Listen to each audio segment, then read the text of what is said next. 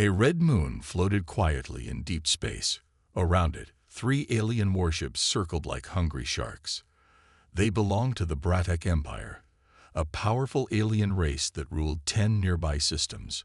They had strong weapons, smart computers, and no fear of outsiders. For years, they had destroyed anyone who entered their space.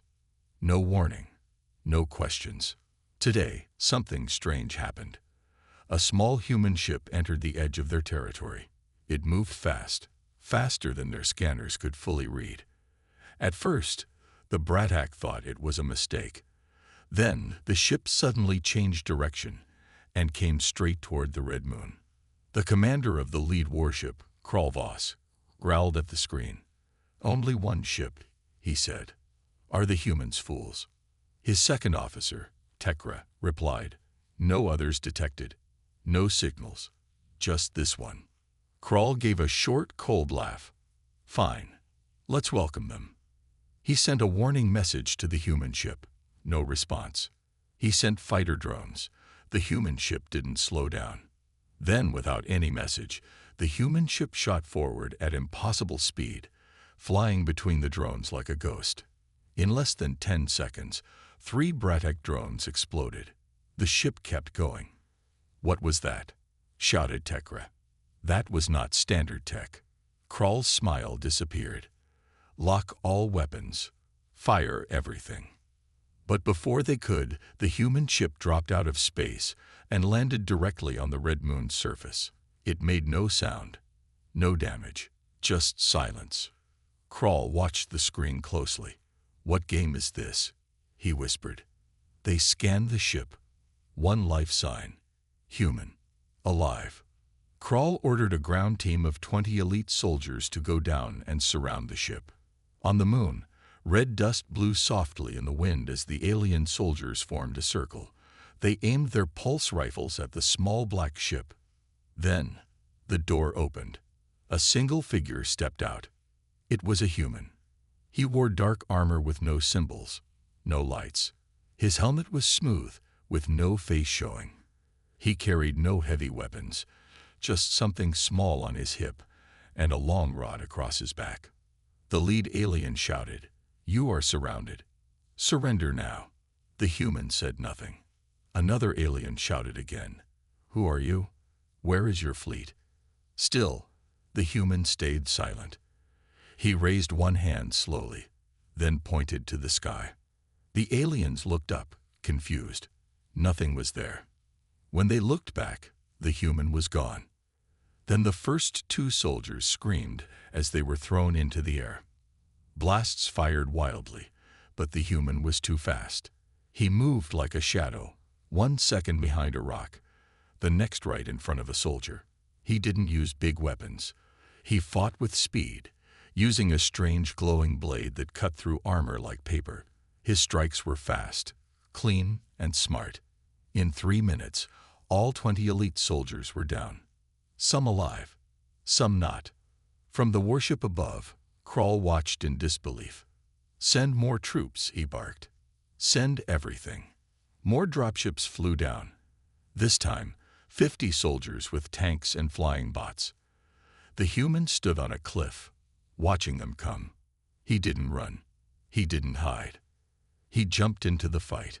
But this time, the aliens were ready. They trapped him with gravity nets, EMP blasts, and sonic cannons. The human slowed. He was hit, again and again. Even then, he kept moving. He took down 10 more soldiers before finally falling to one knee. Tekra watched from the ship. "He's down," she said. Kral narrowed his eyes. "Is he dead?" Life signs are weak, but still present. Kral gave a sharp nod. "Bring him in. We'll study him. We'll see what tricks the humans think they can hide." The human was taken aboard the ship, locked in a deep stasis pod. His ship was pulled in too. Scans showed strange tech they had never seen before. Nothing matched known human designs. Later in the lab, the scientists removed the human's helmet. His face looked young, calm, not scared, not angry, just watching. Strange, One alien scientist said. His armor is light, old, no signs of real military grade. This doesn't make sense. Crawl didn't care. Doesn't matter. We beat him. That's what counts. But far away, deep inside the human's armor, a small device activated. A silent signal shot out across space, not a distress call. Just coordinates. And a code. Scout lost. Begin Phase 2. The Bratak thought they had won.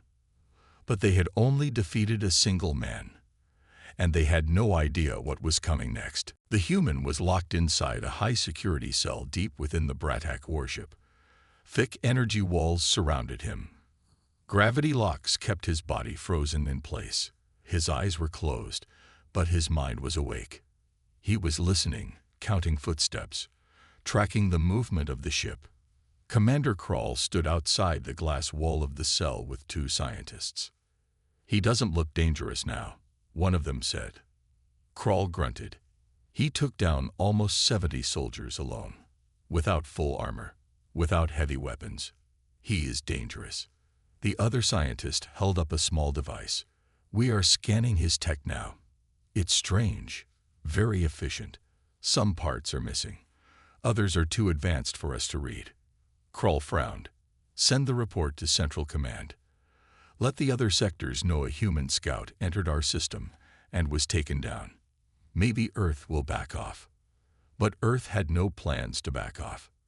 On a quiet moon, far from the Bratak warship, another human listening post received the scout's final signal. The man in charge, a colonel named Raylan, read the transmission. His face turned cold. He tapped a screen and said just one word. Confirmed. He didn't need to send a large army. Not yet. Meanwhile, back on the warship, something changed. The lights in the prisoner wing flickered for just a second. A soft pulse ran through the floor. It was enough. Inside the cell, the human's eyes opened. Slowly, he stood up. The gravity locks tried to resist, but he moved anyway. One of the guards watching him leaned forward. Is he supposed to do that? Before anyone could react, the human punched the energy wall. It shattered like glass. Alarms screamed across the ship. Crawl rushed back toward the cell with 10 soldiers. But it was too late. The hallway was dark and filled with smoke. One of the soldiers fired, but his gun jammed. Another turned and saw a shadow leap from the ceiling. The human was moving again. He didn't run toward the exit. He moved deeper into the ship, toward the labs. Crawl's voice echoed through the halls. Seal the sector. Do not let him reach the command bridge. Soldiers came in from every direction. The human didn't hesitate.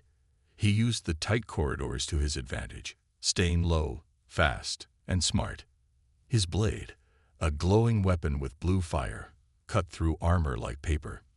He never stayed in one place, never gave them time to aim.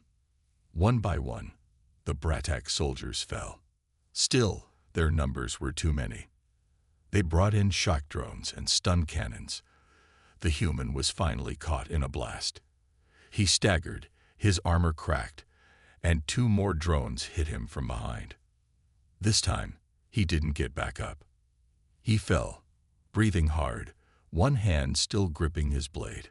The soldiers rushed him and chained his arms with magnetic cuffs. Crawl arrived, furious. "This ends now," he shouted. "Lock him in the stasis pod.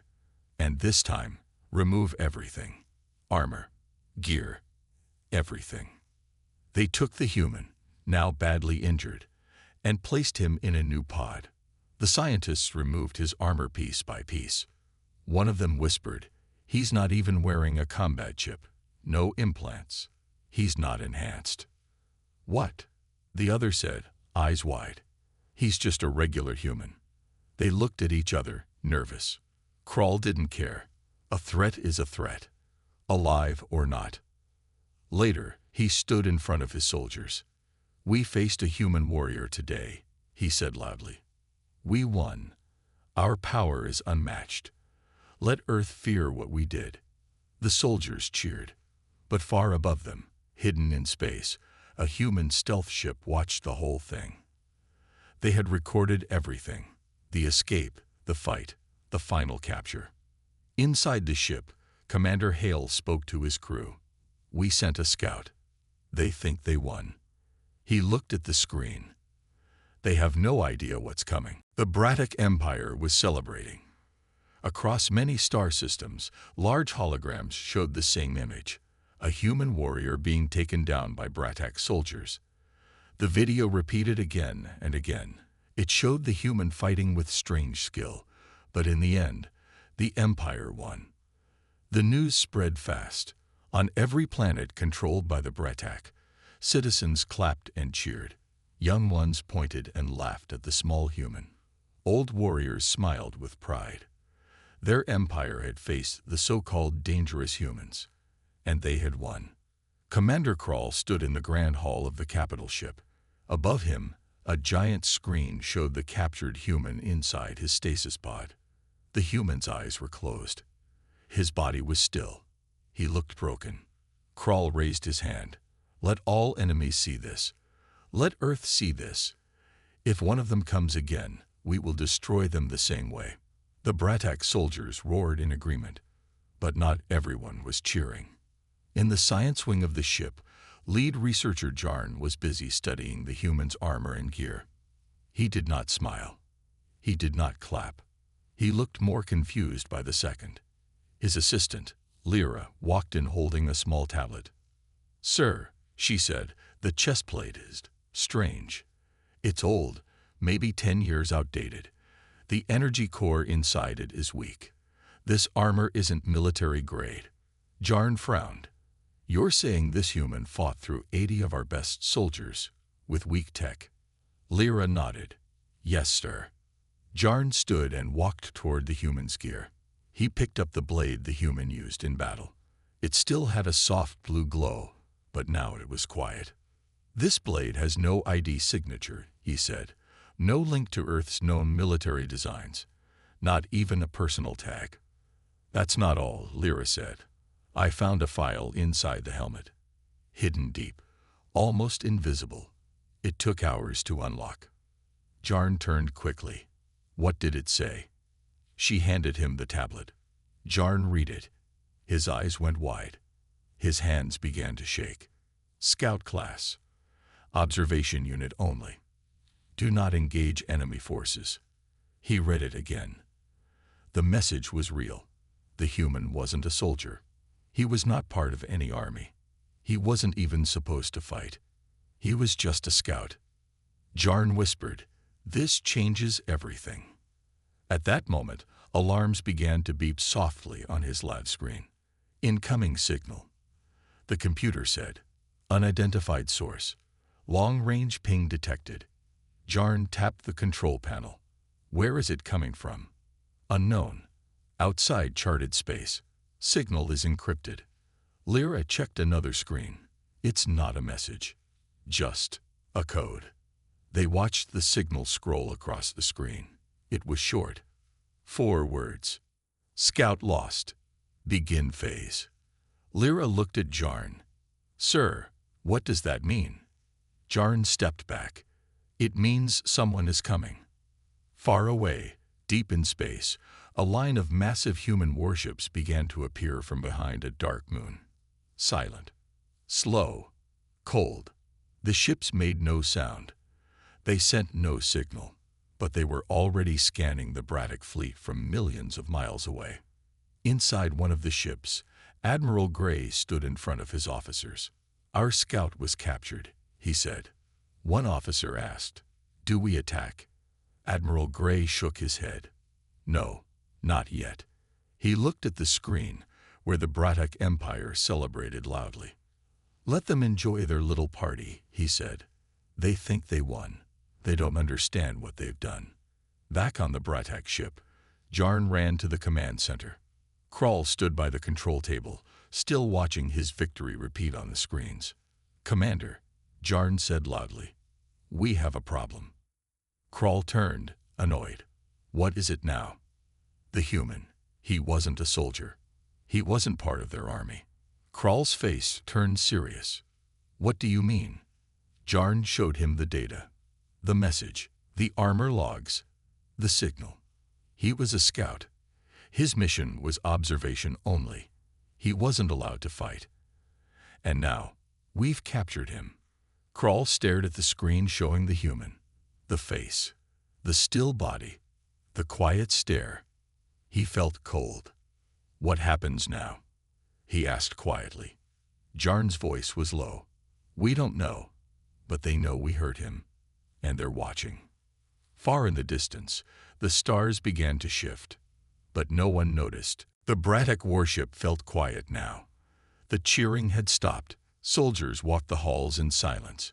Even the bright lights seemed dimmer. Commander Krall stood alone in the command room, staring at the dark space beyond the window. His hands were behind his back, but they were shaking. The word scout kept echoing in his mind. He had fought in over 20 battles. He had seen many enemies, but never had one single warrior destroyed his men so easily. And now he had learned the truth. The human was not even a warrior. What kind of species sends a scout that's strong? He whispered to himself. He didn't want to imagine what their full army looked like. Below the main deck, in the science wing, Jarn was still working. He had stopped studying the human's armor. Now he was studying the human himself. The body in the stasis pod hadn't moved, but it wasn't asleep either. The brain waves were active. Too active. Something's wrong, Jarn said. Lyra turned from her screen. The human is dreaming. Not dreaming, Jarn said. He's thinking, planning, maybe even listening. Lyra looked worried. Should we sedate him? No, Jarn said. If we touch him again, he might wake up. You saw what he did last time. They both looked at the glass pod. The human's face was calm, but something behind his eyes felt dangerous. On Earth, deep inside a hidden base, high-ranking officers were meeting. The room was cold, dark, and quiet. Only one screen was on, showing the face of the captured scout. This was our quiet warning, Admiral Gray said. They ignored it. A general leaned forward. Do we go to war? Gray looked at the screen. Not yet. We need to show them the truth, one system at a time. Permission to begin Phase 2. Gray nodded. Send the next scout. Hours later, deep in Bratak space, a sensor station picked up a strange signal. A ship appeared near the edge of the solar system. It was small, silent, moving fast. Unidentified object, the Bratak officer said. Should we scan it? Yes, replied his captain. Track it. But before they could finish the scan, the ship disappeared from sensors. Then, a few minutes later, another signal appeared. A different ship, a different place. It vanished too. Then another, and another. Panic spread across the Bratak control rooms. Officers called for help. Commanders shouted orders. Ships were launched to chase the signals. But they found nothing. It's a trick, someone said. Human stealth tech. No, the senior captain replied. It's not a trick. It's a warning.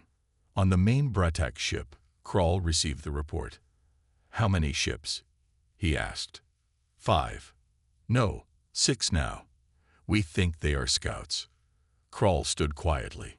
All this for one man. Jarn entered the room, holding a new report. His face was pale. Commander, he said, I've studied the human's brain scans. I was wrong. Krall turned. Wrong how? Jarn held up the report. This human, he's not a scout like we thought. Not just a scout. Krall frowned. Explain. Jarn said, he's a field trainer, a scout who teaches other scouts. His brain patterns show command-level tactics. He's not just strong. He's smart. Very smart. Krall sat down. We captured one of their instructors. Jarn nodded. Yes. And they know we did. There was silence in the room. Then Krall stood again. We need to release him. Now.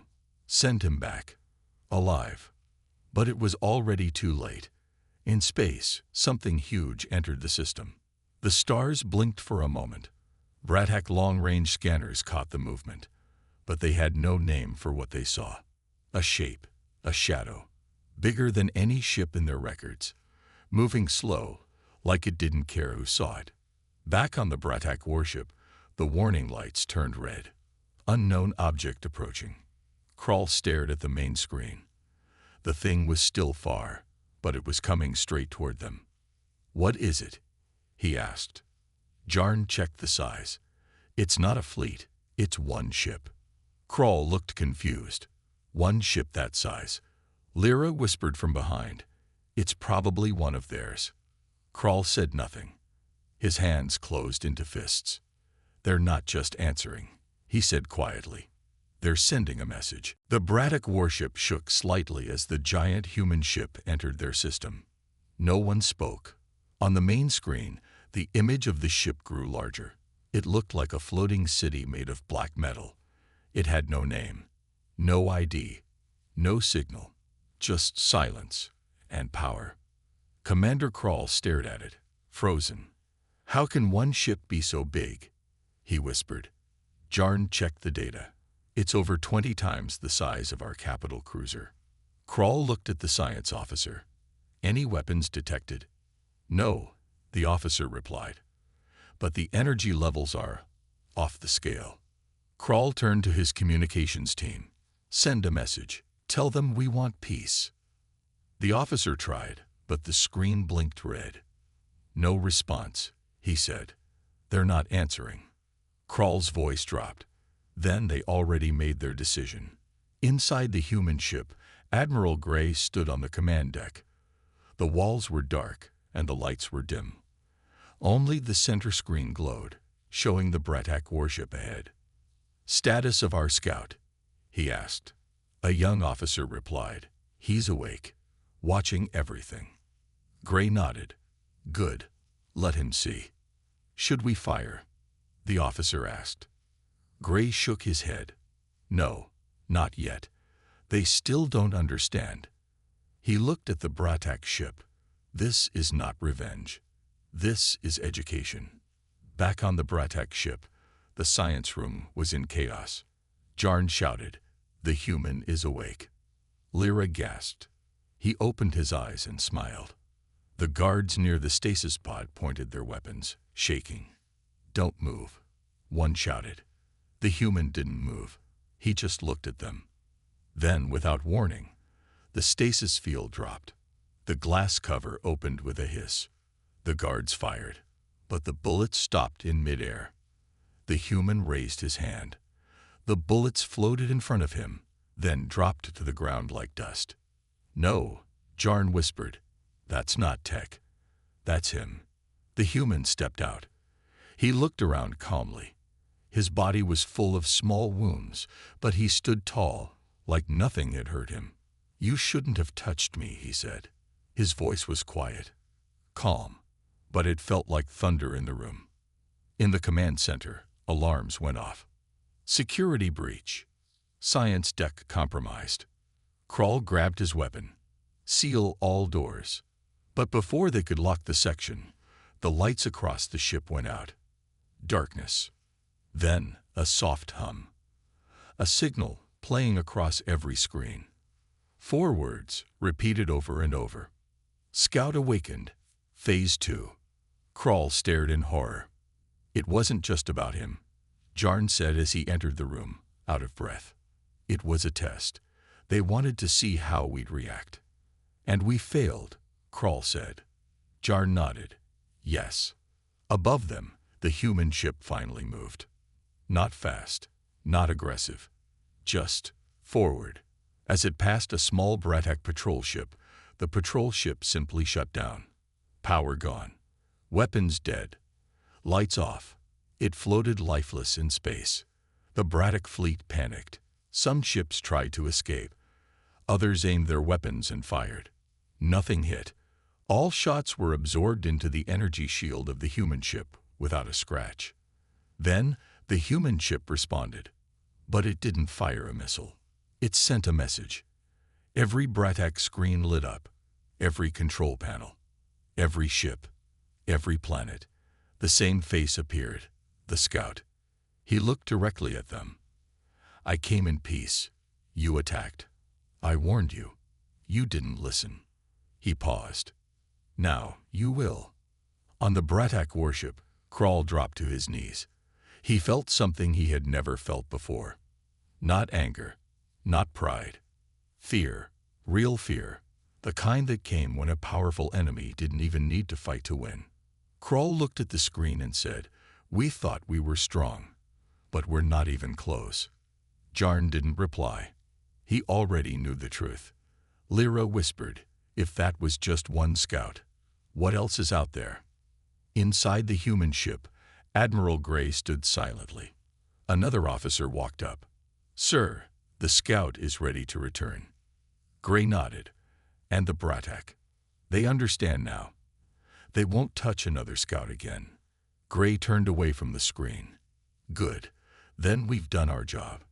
He gave the final command. "Bring him home." The scout walked through the dark hallways of the Bratak ship, untouched. Doors opened by themselves.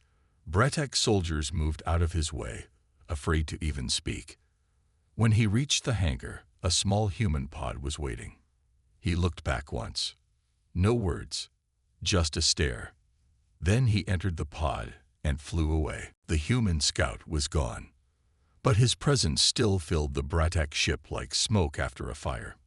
No one spoke loudly anymore. Soldiers walked slowly, looking over their shoulders.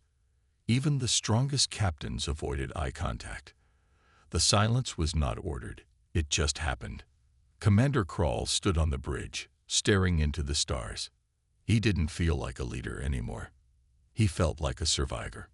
Behind him, Jarn read the latest report. The human ship left the system. Just disappeared. Krall nodded but didn't turn. Jarn hesitated, then said, "High Command wants answers." Krall finally looked back. His eyes were dark. "What do they want me to say?" "That we were fools. That we poked a sleeping god." Jarn didn't answer. Because it was true. On the Bratak homeworld, panic was spreading. The footage of the human scout had been leaked. His escape, his message, his silence. Cities buzzed with fear. People whispered about invisible weapons and ships that could kill with no fire. On the news, leaders lied. They said everything was under control. But people weren't blind. They saw how fast the human ship appeared, how fast it left, and how the Bratak army had done nothing. In secret meetings, Bratak generals argued, "We must prepare for war." One shouted, "With what?" Another asked. "Our best weapons couldn't even scratch their scout." "They won't attack again if we stay quiet," someone said. But no one believed it. No one trusted silence anymore. Because silence could mean death. In a hidden military lab, engineers tried to study the tech left behind in the scout's armor. But the metal refused to open. The wires healed themselves when cut. The AI erased itself the moment someone got too close. After one explosion, the lab chief sent a message to command. "Stop trying. We are not ready." In the cold black of space, the Bratak sent probes to follow the human ship. All probes vanished. No wreckage, no signals, just gone. And then, days later, they received a single file from deep space. No sender, no location. It was a video. It showed a planet, one of the Bratak's own colonies, burning. Not from bombs, from silence. The planet's core had been frozen, its gravity broken. No one screamed. No one escaped. A warning message followed. This colony was empty. Next time, we choose a full one. Back on the Bratak warship, Lyra watched the footage. "We're being hunted," she whispered. Krall sat in silence.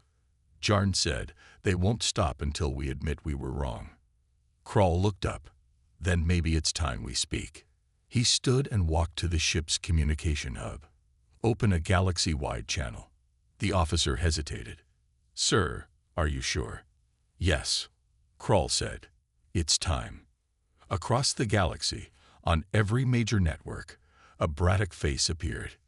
Commander Krall. He looked tired, defeated. "I am Commander Krall of the Braddock fleet," he said. "I speak today not as a warrior, but as someone who saw death and lived." He paused. "We found a human scout. We thought we were powerful. We were wrong." He looked directly at the camera. "To the humans, I say, we attacked you. You showed us mercy. And we now understand. Please, we do not want war." He stopped, then bowed his head. The message ended. Far away, deep inside the human military base, Admiral Gray watched the video. An officer beside him asked, "Do we answer?" Gray turned off the screen. "Not yet." "Why?" "Because silence is still the strongest weapon." The Braddock waited. They sent messages, offers, even gifts. No reply came. Each day felt heavier. Trade slowed. Allies grew cold. Small empires that once feared the Braddock now watched them like prey. The silence was worse than war, because no one knew what the humans would do next. And that fear lived inside every Braddock now. Krall visited the ship's observation deck alone. He watched a nearby star blink slowly, thinking about the scout. That man had smiled. Calm, confident, untouchable. One man, not an army. Just one. Krall whispered to himself, what kind of species creates scouts like that? He didn't want the answer. He already knew. The galaxy had grown quiet. Too quiet. The Braddock Empire, once proud, once feared, had become a shadow of itself. Their ships still flew. Their cities still stood. But their voice was gone. Their fire dim. No new wars. No conquests. No orders shouted across stars. They lived in fear. Fear of the humans. Fear of the one man they had captured and failed to break. They didn't know when the humans would return, or if, but that was the worst part. The silence was always there, like a shadow over their sun. Commander Krall now worked in the background, not on ships, but in meetings, diplomacy, peace. He no longer cared for glory. He wanted survival. Jarn sat beside him in the quiet chamber, reading a message from a border colony. They saw a signal, Jarn said. Krall froze. Human. Jarn nodded. Same frequency as the scout's last transmission. Krall closed his eyes. After all this time, they're back. He stood slowly, as if every step carried the weight of the past. "Let's go," he said. Their ship reached the border system in 2 days. Nothing attacked. No voice spoke. Only a signal, steady, quiet, and impossible to trace. Then the signal stopped. In its place came a sound. A soft whisper. One word. "Remember." Then silence again. No ship. No sign. Just stars. Krall stared at the black sky. "They're watching us," Lyra said, softly. Krall nodded. They never stopped. Back on the Braddock homeworld, citizens lived differently now. Children no longer played war games. Statues of old warlords had been taken down. New ones were built, symbols of peace, of learning. The scout's face had become a quiet legend, not a villain, not a god. A reminder. He had shown the Braddock something they had never seen before. Not just strength. Purpose. Jarn opened a sealed report one day. His hands trembled slightly. It showed what the humans had truly done after the scout returned. They hadn't attacked. They hadn't built more weapons. They had spread out across space, quietly, carefully, placing beacons on lifeless planets. Not for war. For warning. Each beacon carried the same message. "We saw what you are. We hope you become more." The message played in thousands of languages, but not one beacon had guards. Not one had weapons. Just the message. Why would they do this? Lyra asked one night. Krall answered, "Because they already won." She looked confused. "But they didn't destroy us." "No, Krull said. They changed us. Years passed. Peace held. Some Bretak still whispered of the humans with fear, others with respect. But something had changed across their empire. Curiosity. Young Bretak no longer dreamed of conquering planets.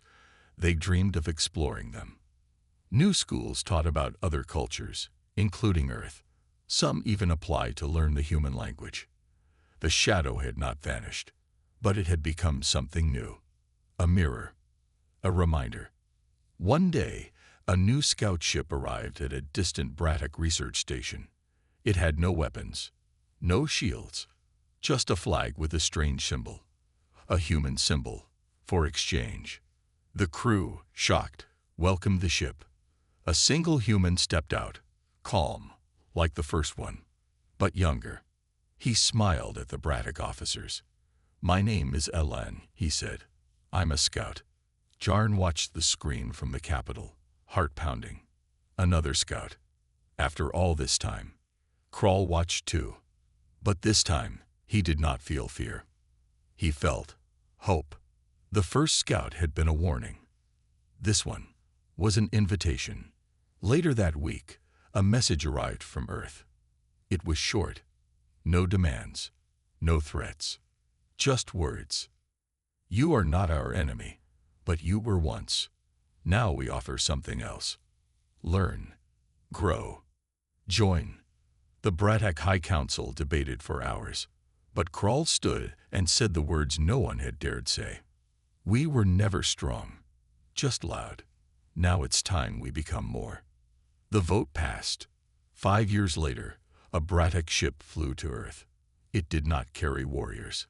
It carried students, scientists, dreamers, people who wanted to know more. They were welcomed, not as guests, as equals. The humans had never needed war to win. They had only needed one scout, one shadow, to show the galaxy who they really were.